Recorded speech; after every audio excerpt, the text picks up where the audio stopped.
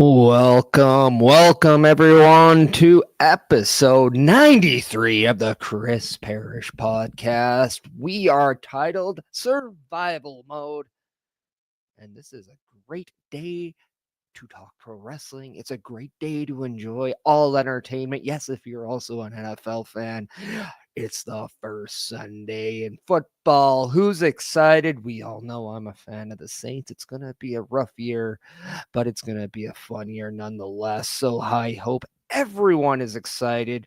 We had an absolute huge Friday night SmackDown, a huge return. We'll get to that in a second.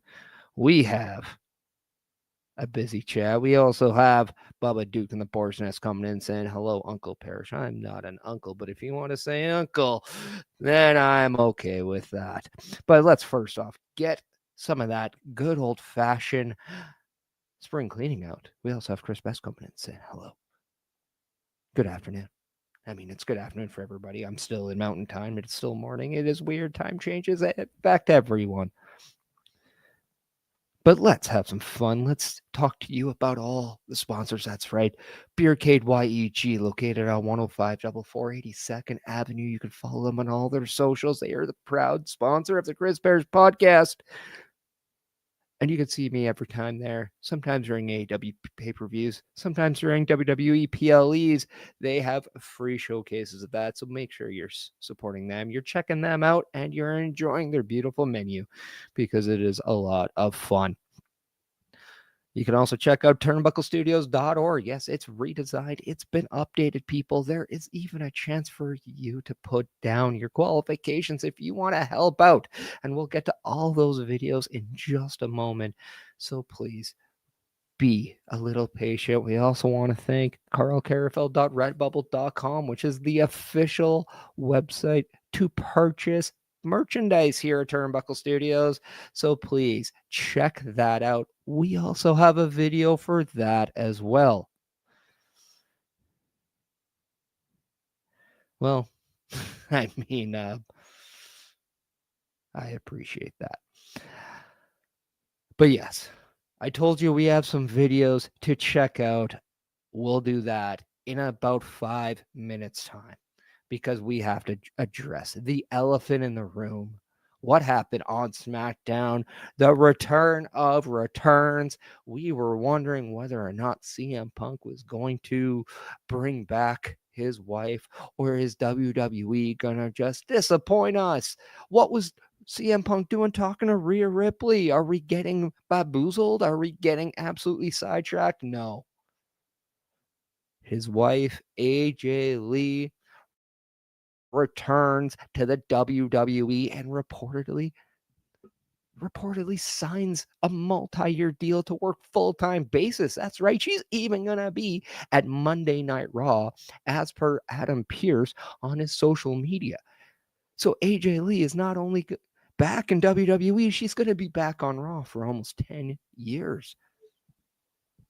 What does this mean for the WWE women's locker room? Oh, it's going to be a shakeup because we all remember AJ Lee as that person who absolutely changed the game. We all wanted to give divas a chance. We were tired of the 3 minute, 4 minute, 5 minutes, just absolutely garbage timed segments that the women were getting. And then AJ Lee comes in and she was a breath of fresh air. She wasn't the model. She wasn't the person with the long blonde hair. No, she wore Chuck Taylors in the ring and she liked to punch people in the face. And sometimes she acted a little different from everyone. And that's okay because in wrestling, different means amazing. CBRS coming in saying it's clear that the chat with Rhea was done to try and swerve the fans. It's also because they are both good friends, and it was just a reason to have both Rhea and CM Punk in a segment together. Because we all know that if you get that Rhea Ripley plug, then you got the okay, because she is clearly one of the biggest stars in the women's division. But going back to AJ Lee and just the symbol that she created,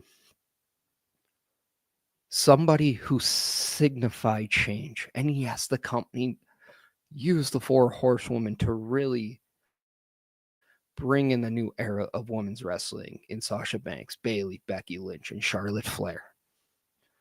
But it was AJ Lee who gave us that hope. We know that CM Punk had the pipe bomb, but AJ Lee had one herself up against Nikki Bella, who was the face of the Divas division. When we saw Total Divas, we got a little bit, that's not the wrestling product for us natural wrestling fans. Now, even though Total Divas was a huge success for the WWE, there was a lot of traditionalists. There was a lot of I just want to watch wrestling, not reality TV. So they gravitated towards AJ Lee. A lot of little girls did that because a lot of people in the last 10 years grew up with the world changing, with the world becoming a little bit more open. We're talking about your emotions became more, let's say, acceptable. Let's also say more willing. AJ Lee, who has talked about her mental struggles in the past, really registered with a lot of her fan base. Why? Because a lot of people felt that too. Now that AJ Lee is in a completely different mind space, she is coming back in one of the hottest segments WWE has, and that is the Vision and Seth Rollins versus CM Punk. We saw on Monday an amazing segment from Becky Lynch and CM Punk talking about just about everything in the sense of Becky Lynch trying to tell CM Punk, they weren't chanting your matches during Seth's matches. They were chanting during mine. I was putting in the hard work and I had to hear your stupid name. We saw the cat and mouse game with Seth Rollins as he was so-called hiding behind Becky. But then the segment ends with Becky Lynch slapping the ever-laughing face off CM Punk. And then CM Punk says the words, "You're going to regret putting your hands on me." As he leaves Raw, he runs into Adam Pearce and says, "Where is SmackDown this week?" Adam Pearce responds by saying, "Chicago, your hometown." CM Punk says, "Tremendous." All the speculation of the world is there. And we were hoping. As fans, we were hoping, and SmackDown did not disappoint. AJ Lee is back in our screens, and it is a beautiful thing. Chris Bass coming in saying, "I won't lie, I did share tears of happiness when AJ Lee returned." I think a lot of people were very happy that we got what we were hoping. It was a natural moment that we were hoping, as fans, just hoping that we weren't going to have it mixed or we were going to have it like fudged up, because in the past it's been that way. Now, I said earlier that we were going to play some videos, and I'm not lying. I said 5 minutes, and I want to play a video that is very new. It is the first ever Redbubble ad for Turnbuckle Studios. So please, if you ever want a video to really manipulate you like this one will, that's right, I say manipulate. I'm honest with you people. I'm honest with my supporters. We, of course, want you. But we also want you to check this out. We want you to buy the merchandise. We'd love you to rep our product. Why? Because we want to enjoy this with you. But let me speak less and let me show you the first ever Redbubble advertisement video.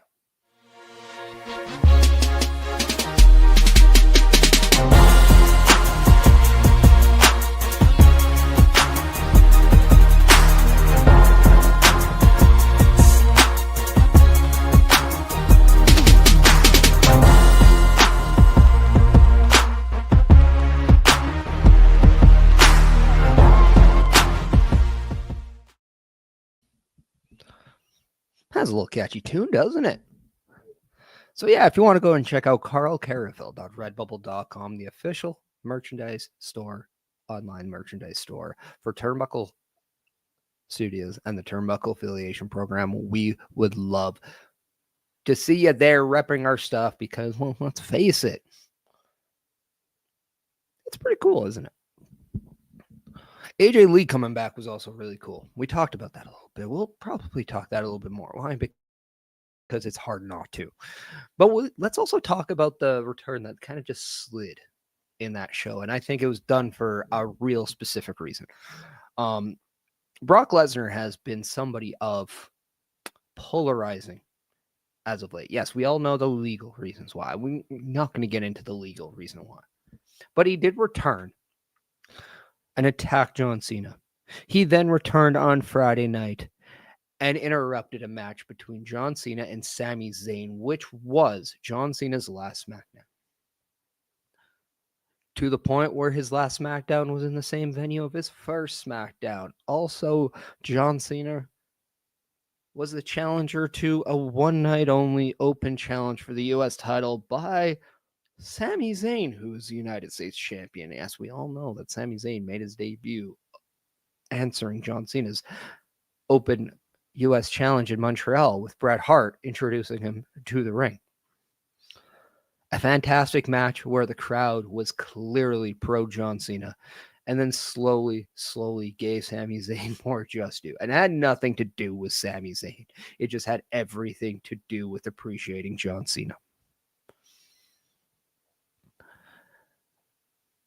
And then all of a sudden, both men are down and we hear the music. Why I say this is polarizing is because you have clear, and I say you because I'm sure everybody has clear opinions on what they think about WWE bringing back Brock Lesnar. Now, I'm not going to get into those types of feelings, but what I am going to tell you is just reporting on what happened on SmackDown, and that is Brock Lesnar coming back. Whether you like it or not, Brock Lesnar is in the WWE. And they're clearly, when I say they, WWE, are clearly going towards John Cena and Brock Lesnar one last time. Now, do we really want this? Subjective. I can say one thing, you can think another thing, and that's quite all right. But we're getting it. Whether or not we want to or not, John Cena versus Brock Lesnar is happening. And why I say they slid the Brock Lesnar thing in is because they made sure, and when I say they, again, I mean WWE made sure to put it in earlier in the show so you have some time to register what happened, but also then still get excited for what was about to happen. We talked about Survivor Series just a couple weeks ago when Randy Orton comes back, and then they have that War Games match, and then CM Punk returns. One of the biggest questions was, did CM Punk's return overshadow Randy Orton's? Well, I think it's safe to say that the WWE really understood how a moment can overshadow another moment. And they were making sure that the AJ Lee return was the one you were talking about, not Brock Lesnar. And I think that was done in a very good way because the narrative coming out was AJ Lee coming back. In fact, her video of her coming back, I think, is one of the most popular videos and viewed videos in WWE in a little while. I don't know the number, but it's over 140 million or something like that. Absolutely insane numbers. And it's warranted.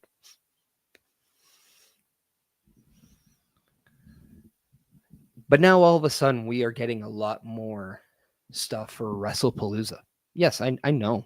It's not the easiest word to say. Hearing Brock Lesnar say WrestlePalooza was quite entertaining.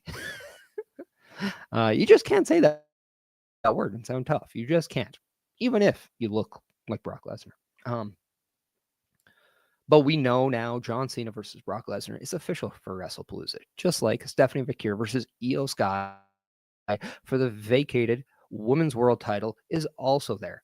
And it's very, very much an unofficial, officially done deal. And on Monday, I'm tomorrow on Raw, I'm sure we will get Seth Rollins and Becky Lynch versus CM Punk and AJ Lee.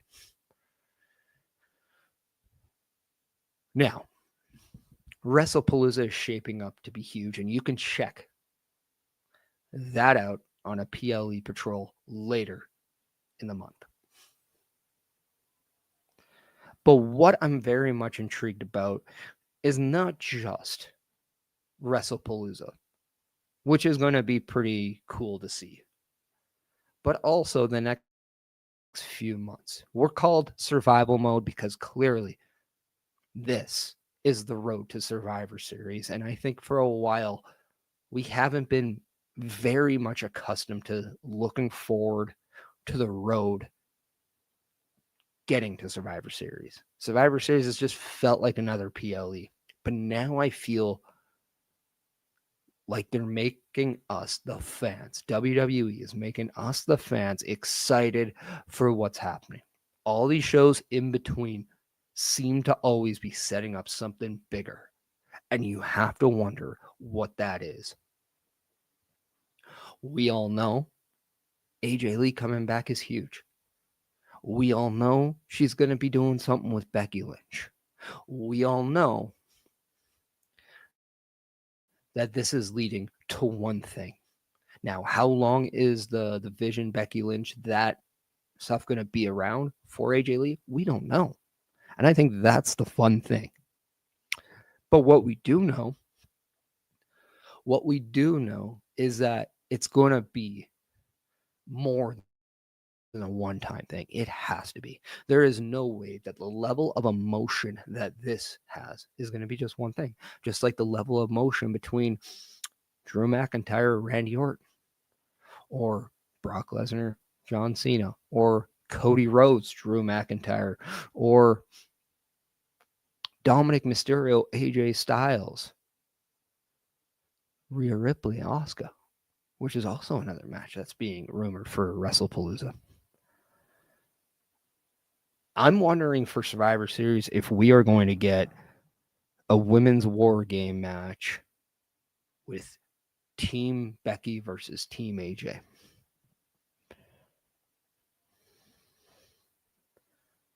And I really wonder if we're going to get a completely different setup for a women's war game match than we've had in recent years.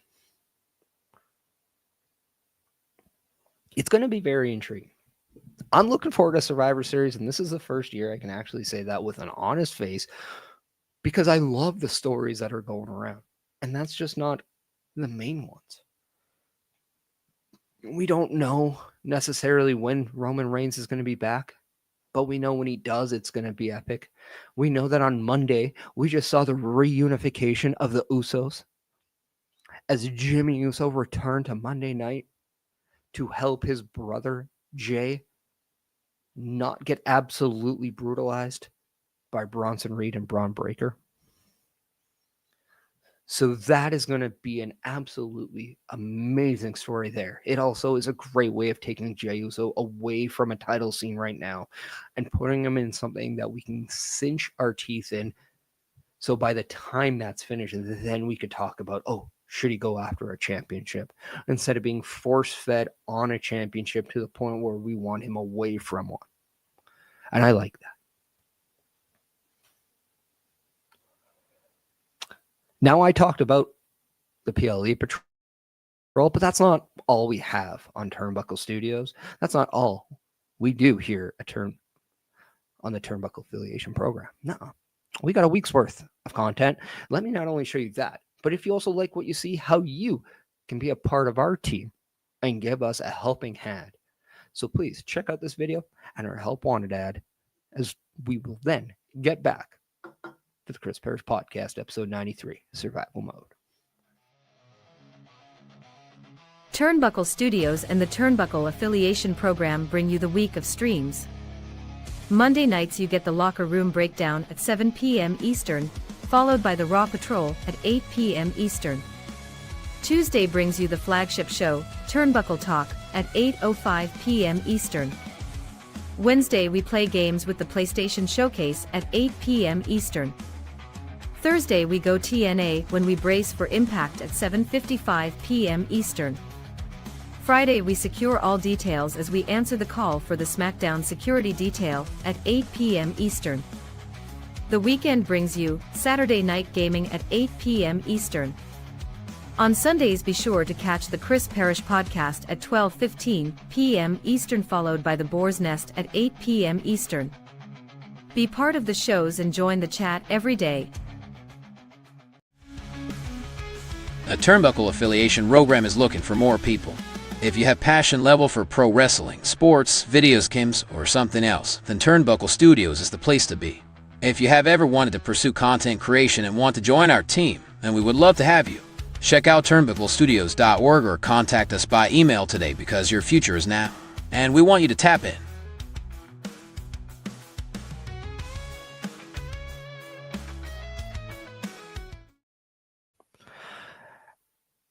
And a great way of checking that out is turnbucklestudios.org. Yes, we advertise that a lot, but we also really want you to check that out. We also really want everybody to give this serious thought.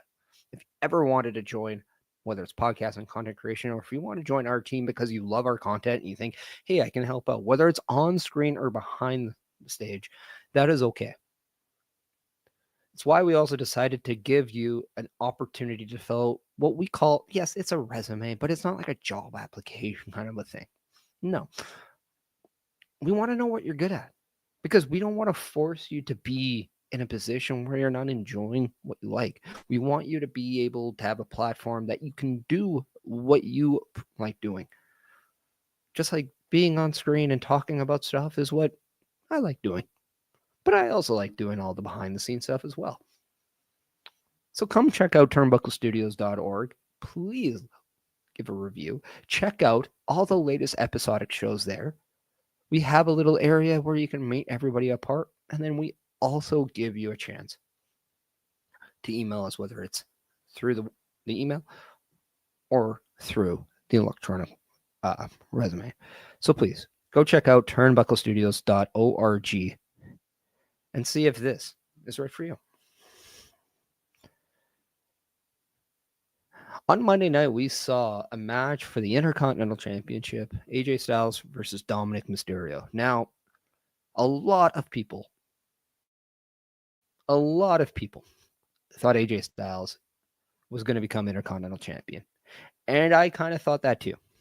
So if you were thinking we were going to see a new champion, yeah, I'm with him.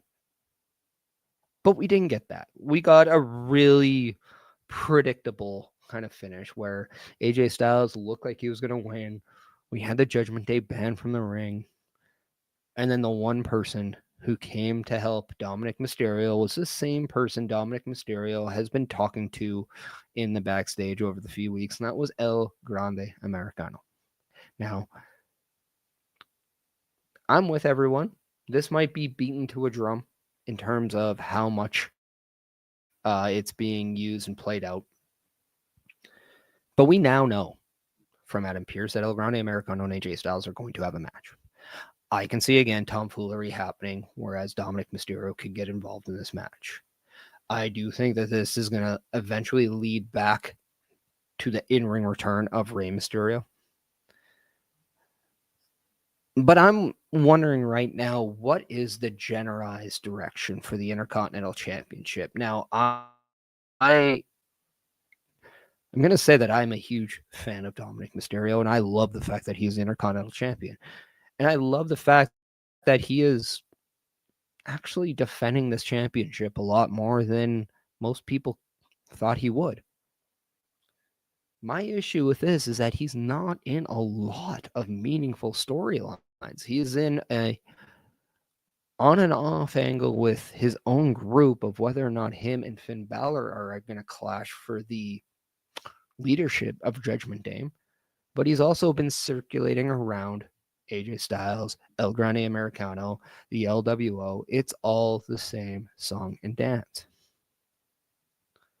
So Mike would be a great person for Dominic Mysterio to really get into a storyline over the Intercontinental Championship that you can really get into.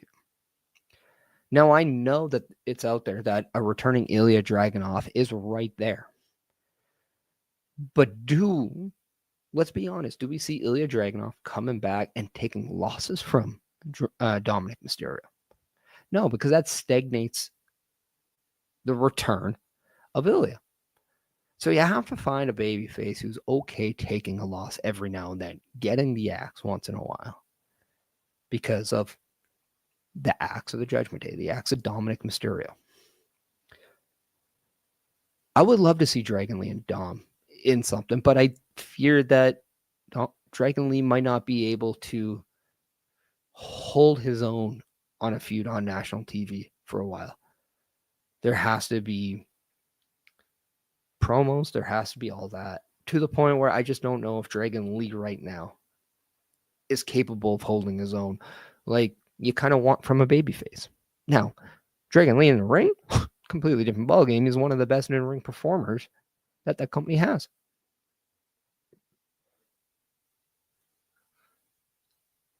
It's why I feel Dominic Mysterio might be better off either losing the championship or turning babyface. And the reason is because Dominic Mysterio has that capability. Whether it's on the mic or whether it's in the ring, he can carry the feud as a heel or a babyface. He'd be a completely different babyface in his first time. And he's a lot more polished as a performer in a complete way. Because the one person I could see him have a feud with would be somebody I don't want to take out of their position that they are. But right now I feel he's in a real hard spot, and that's LA Knight. Because as much as I want to see LA Knight in the world title scene, with Jimmy Uso, now with Jay, to take on Bronson Reed and Braun Breaker, that seems like it's the general direction. We have CM Punk and Seth Rollins. And then we just brought back AJ Lee, or they just brought back AJ Lee. I had nothing to do with it. Going up against Becky Lynch. So that really doesn't put LA Knight in a spot that's favorable. And then we have to wonder about the eventual return of Roman Reigns. So either we're adding somebody to the vision, or LA Knight's in a really, really weird spot right now. So would fans be okay with LA Knight going down to the Intercontinental Championship, having a feud over that title with Dominic Mysterio, and maybe say Royal Rumble, he wins the Intercontinental Championship from Dom Mysterio? Now, he doesn't have to hold the title long. In fact, I'll even say this. I'll have LA Knight as Intercontinental Champion all the way till maybe SummerSlam or Money in the Bank. Because LA Knight has Money in the Bank for 2026 might be the direction I decide to go in. Now, we know who the 2025 Money in the Bank winners were. We know that Naomi was your Money in the Bank. We saw the cash in at Evolution. We know that Seth Rollins won Money in the Bank because he cashed in. My wonder is why not decide to have baby faces for 2026 for your Money in the Bank? Because what an absolute way to make LA Knight let's face it, he seemed like an overnight success in WWE. So why not allow that to be relived? Because we just want him to be champion. As fans, we want him to be champion. We don't need the big story for him because he has gone through hell and high water just to get shots. And he keeps getting absolutely screwed. So why not allow him to put himself in a position where he can't? And I think that is one of the okay scenarios for a babyface to win and cash in for a world title.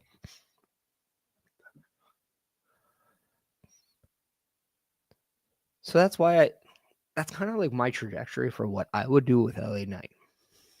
I'd like to hear what you guys think, because I just feel that LA Knight right now might be in between a rock and a hard spot. So how do we get him out, and how do we put him in a position to succeed? Because I think I speak for a lot of wrestling fans. It would just be nice to see him with an opportunity to be champion, a similar way that the direction with Damien Priest went. And I think a lot more fans would want to go the LA Knight route than the Damien Priest route at the time.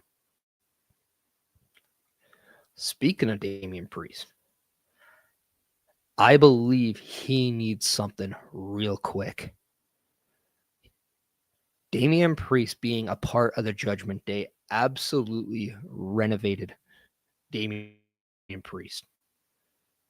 He was kind of fluttering as a babyface until he joined Edge as a part of the Judgment Day.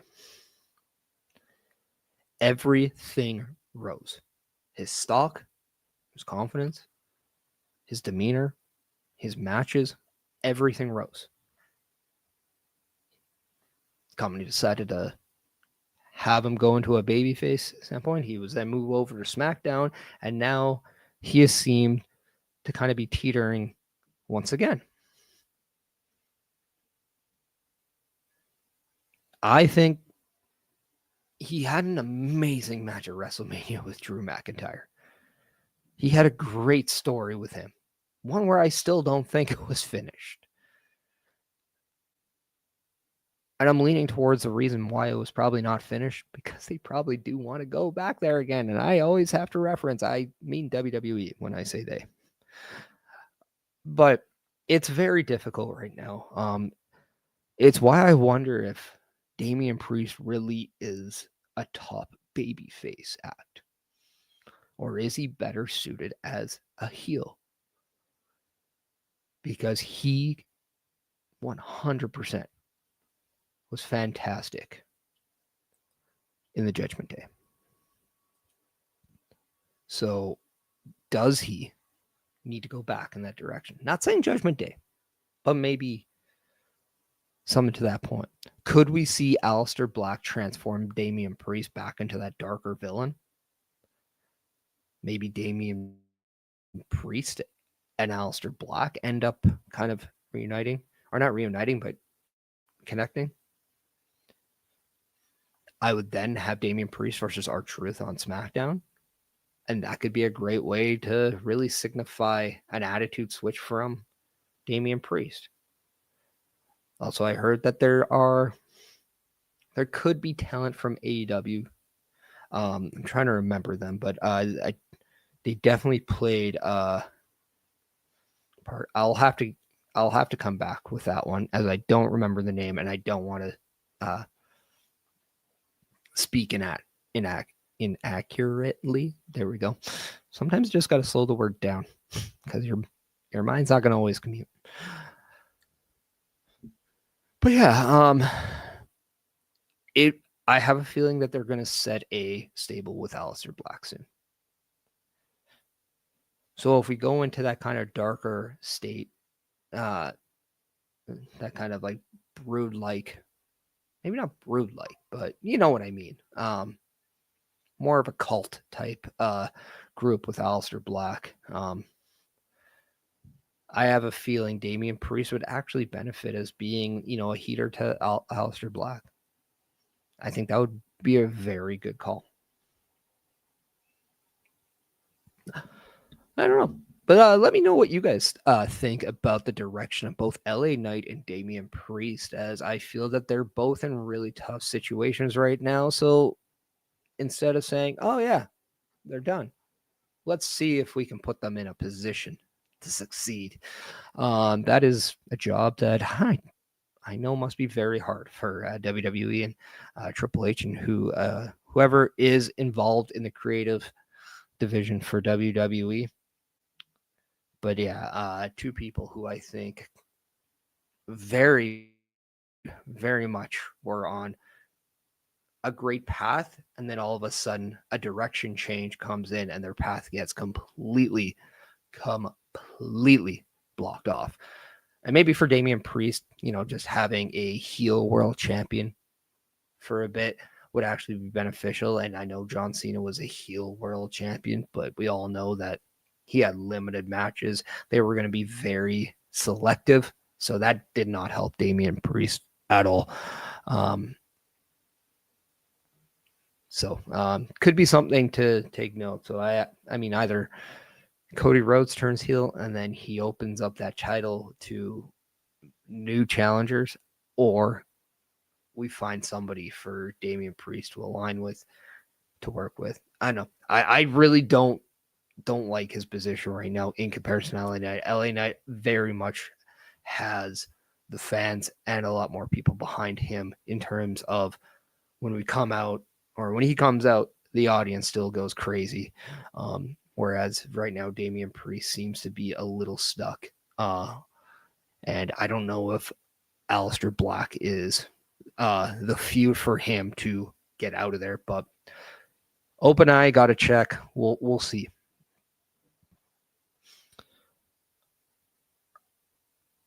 Another area of concern that I have is Lyra Valkyria. Another person who I'm not sure is in the best spot. Now, Adam Pearce did say she will take on Raquel Rodriguez.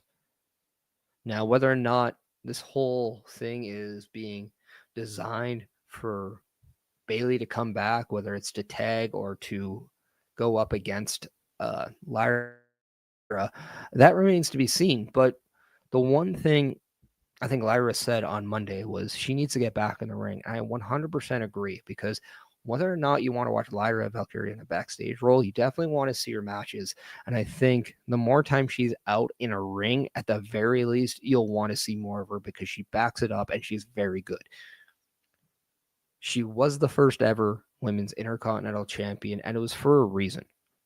And now that she cannot go up against Becky Lynch, you have to wonder what's really next for her, because, again, limited on the Intercontinental title picture.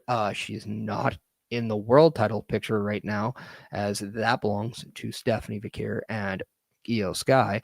We now know that Asuka and Rhea Ripley are going towards something with each other. So what does that leave for, whether it's the Judgment Day girls and Raquel Rodriguez and Roxanne Perez? We got Lyra Valkyria. Could we see something go there? What if, and I'll even put this out there, what if we go with my Team Becky versus Team Lyra idea, or sorry, Team Becky versus Team AJ, we see Lyra be one of the first people to get on a Team AJ, because it's her chance and only chance to still get to Becky Lynch without the Intercontinental Championship at hand. And then we see maybe Bayley becoming that fifth member for Team Becky. Because you have to wonder if a heel turn is right there for Bayley. As much as I don't want it, you have to think that's kind of where they're going with. Personally, I think I would move Lyra Valkyria over to SmackDown, and I would let her shine. I think Lyra Valkyria could be the perfect person to go over to SmackDown and to go for Tiffany Stratton's WWE Women's Championship. I think right now Tiffany Stratton, I know she's going up against Jade Cargill for that championship on Friday, and I do think we're going to see a title switch. I really do. But I think that championship right now needs and an elevation, something to talk about. And I think new blood might be that way. I think something different could be the right thing for that. So it'll be, again, remain to be seen. But I think Lyra Valkyria also needs something there as well.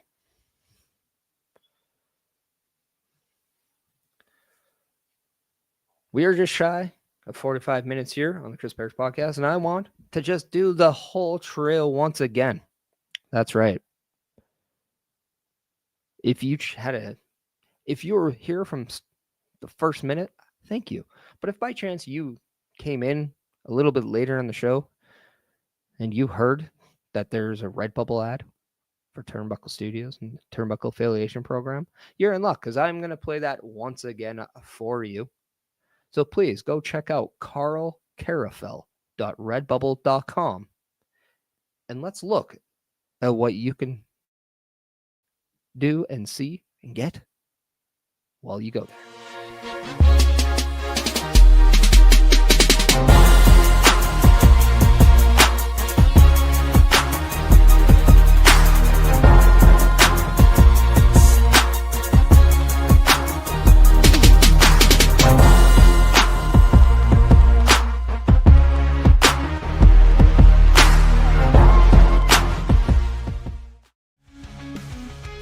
A Turnbuckle Affiliation program is looking for more people. If you have passion level for pro wrestling, sports, videos games, or something else, then Turnbuckle Studios is the place to be. If you have ever wanted to pursue content creation and want to join our team, then we would love to have you. Check out turnbucklestudios.org or contact us by email today because your future is now, and we want you to tap in.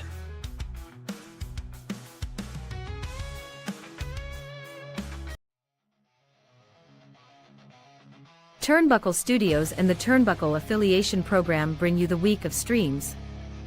Monday nights you get the Locker Room Breakdown at 7 p.m. Eastern, followed by the Raw Patrol at 8 p.m. Eastern. Tuesday brings you the flagship show, Turnbuckle Talk, at 8:05 p.m. Eastern. Wednesday we play games with the PlayStation Showcase at 8 p.m. Eastern. Thursday we go TNA when we brace for Impact at 7:55 p.m. Eastern. Friday we secure all details as we answer the call for the SmackDown security detail at 8 p.m. Eastern. The weekend brings you Saturday Night Gaming at 8 p.m. Eastern. On Sundays be sure to catch the Chris Parrish Podcast at 12:15 p.m. Eastern, followed by the Boar's Nest at 8 p.m. Eastern. Be part of the shows and join the chat every day.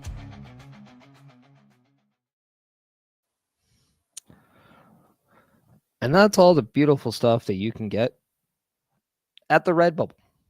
Now, if you want that link down below, here's what you have. carlcarafel.redbubble.com. That is where you can go to get all your exclusive merchandise from the Turnbuckle Studios, the Turnbuckle Affiliation Program, and all of the shows that you saw on that weekly calendar that go from Sundays all the way to Saturdays. You can also check out turnbucklestudios.org if you want to go and answer that help wanted ad. So you could perhaps check out what it's like to be on the other side of the camera, or maybe help out behind the stage for the Turnbuckle Studios and be a part of the Turnbuckle Affiliation Program.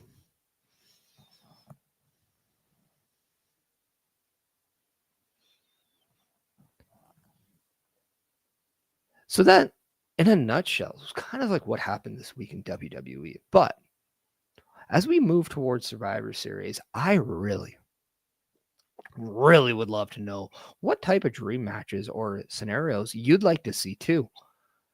If I'm predicting Survivor Series right now, I'd have to think, obviously, the 2 War Game matches. And yeah, you'd have to think it is Vision versus a team. Maybe it's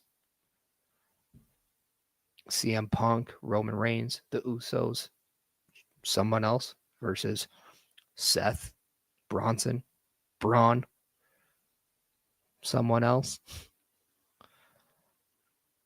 I also wonder, too, if we're going to see Ilya Dragunov. And if we do see him, do we get him in a mid-card or does he get completely brought up into the Vision? He was somebody I thought that was going to join the Vision, but instead we had Becky Lynch. So I'm wondering kind of that direction. Also, you have to kind of keep your eye out. I did say LA Knight's in a very weird specific situation. So does he kind of have the mentality of if you can't beat him, join him? Does LA Knight become a member of the Vision? It's a very tricky spot. So I'm very intrigued with what we see. But I think right now the wild card on Monday Night Raw is LA Knight, just like I think the wild card on SmackDown is Damien Priest. Also, I don't know if I would love to see Raw dominate both War Games. It's why, at the very least, I would open up one, and sadly, maybe SmackDown is the right one to be open up for the women's. So you have members from both Raw and SmackDown in the women's. Unless you do something where Solo Sikoa tries to get on Seth's team, and then we see Jacob Fatu join the counterpart side. It's all very interesting, but I'd wonder if that's going to be there. I have to wonder that Drew McIntyre versus Cody Rhodes for that championship is on the ballot, and I feel that maybe, just maybe, this is where Randy Orton really goes after that championship and either turns on Cody Rhodes, or we could even see a triple threat match at Survivor Series. Obviously, with Seth Rollins, Becky Lynch in a War Games match, we won't see those titles being defended. I can see Sami Zayn defend his United States Championship, but the question is, who will he be against? And that's where I think maybe we see either an Aleister Black kind of join that aspect. I think Aleister Black would be a great person to eventually take off that U.S. Championship from Sami Zayn. Then you go back to the U.S. and Intercontinental titles on the others side, whether it's Dominic Mysterio. Does he go out, like, does him and AJ Styles continue? Do we see something with El Grande Americano? Do we see something with Vikingo? Do we see all those things that intertwine with each other? And on the women's side, Julia. Do we get Julia defending that United States Championship against Michin? And then again, we got tag team titles. We also have a potential for the traditional Survivor Series matches, which on one side you have the Wyatt Six. Yes, they are your world tag team or your WWE tag team title holders, but there's 4 of them, so you can put them in a match against whether it's the Street Profits and another tag team like the Motor City Machine Guns. CBS coming in saying, I'm curious as to where you go with Aleister Black. The match with Damien on Friday felt like the finale to that feud. Yeah, and I just said he could very well be the next in line for the United States title against Sami Zayn. I think that could be something we see. Also, the possibility of maybe Aleister Black bringing in his own faction, like a cult type faction.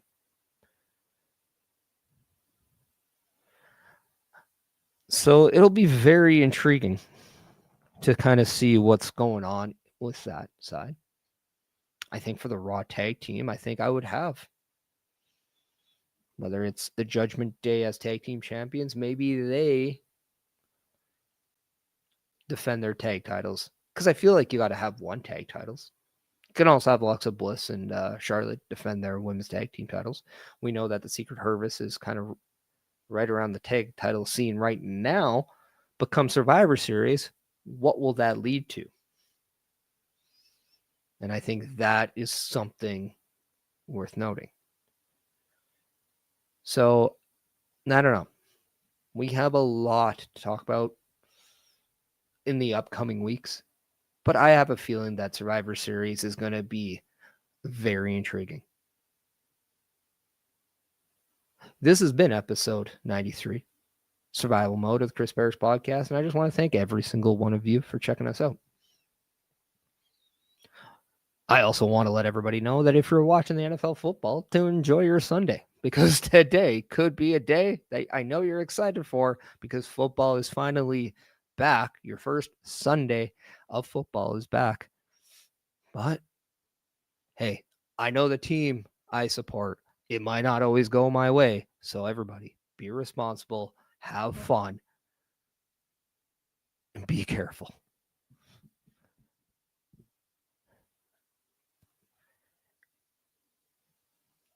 If you have fantasy, please make the right decision. Don't second guess yourself.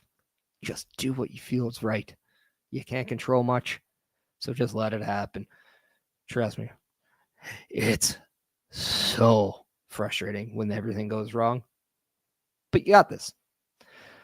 So regardless of if you have a good football Sunday or an awkward or a very angry one, still, that's nothing to feel sad about. Because here at the Chris Parrish Podcast, we're all in survivor mode in one way or another. So make sure you are happy. Make sure you are healthy. And make sure that you give some time for yourself.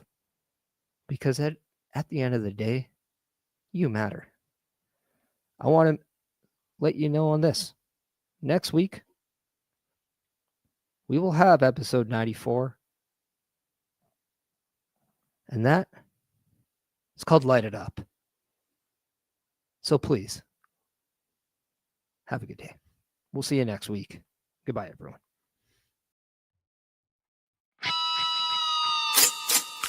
Rip through the clouds faster